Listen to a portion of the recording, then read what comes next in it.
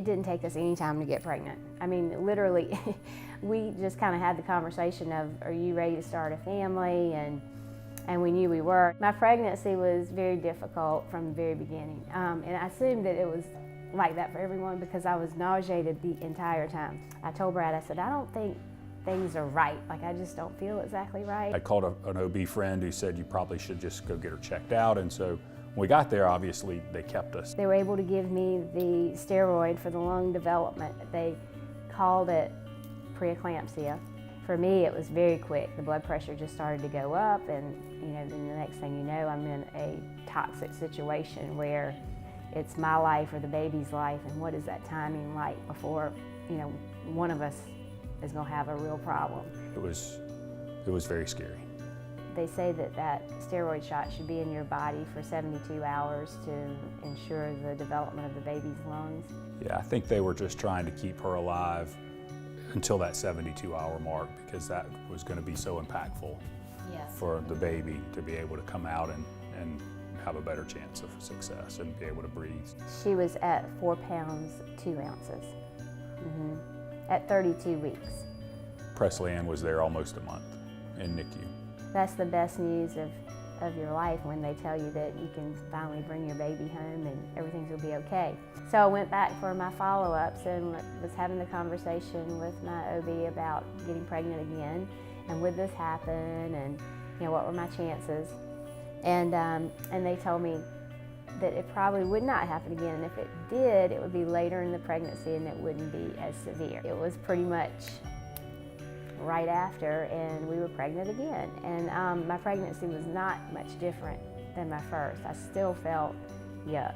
It was much quicker this time when she started having those same problems. I remember when it was time to go back with her and thinking, this is way too early. It was very sickening when you realized it was happening again. You just didn't.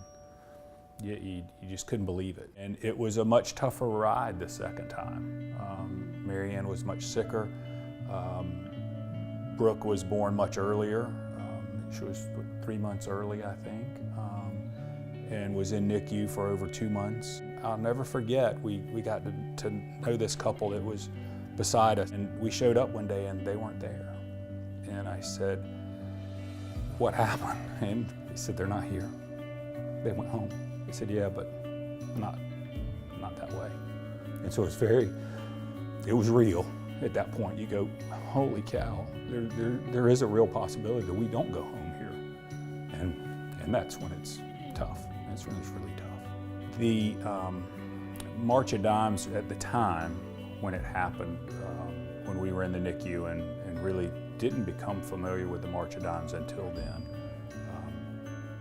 really impacted how we handled each day to day. Presley Ann and Brooke are the most amazing children. They have a true heart for this mission as well, and to the point that they've spent their summer making 80 hippopotamuses. So we were in a sewing class, a sewing camp, and we made these little hippos.